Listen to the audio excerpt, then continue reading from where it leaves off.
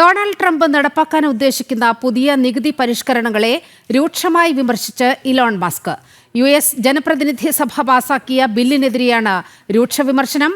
വൻതോതിൽ നികുതി ഇളവുകളും പ്രതിരോധ ചെലവുകളും ഉൾപ്പെടുന്നതാണ് പുതിയ നികുതി നിയമം. ഉയർത്താനാണ് ബില്ലിലെ നിർദ്ദേശം. ഈ നിർദ്ദേശങ്ങൾക്കെതിരെയാണ് പ്രധാനമായും വിമർശനം ഉന്നയിക്കുന്നത്. ട്രംപ് അധികാരമേറ്റ ഉടൻ തന്നെ രൂപീകരിച്ച ഡോജ് വിഭാഗത്തിന്റെ മേധാവിയായിരുന്നു Elon Musk. Department of government efficiency അഥവാ ഡോജ് മേധാവി സ്ഥാനത്ത് നിന്ന് മസ്ക് മെയ് 31 രാജിവെച്ചിരുന്നു. വൻതോതിൽ നികുതി ഇളവുകളും മറ്റ് സാമ്പത്തിക പരിഷ്കരണങ്ങളും ഉൾപ്പെടുന്നതാണ് പുതിയ നിയമം. ജനപ്രതിനിധി സഭ ഈ നിയമം പാസാക്കിയിരുന്നു. ബില്ലിന് അനുകൂലമായി വോട്ട് ചെയ്തവരെ അതിരൂക്ഷമായാണ് ഇലോൺ മസ്ക് വിമർശിക്കുന്നത്.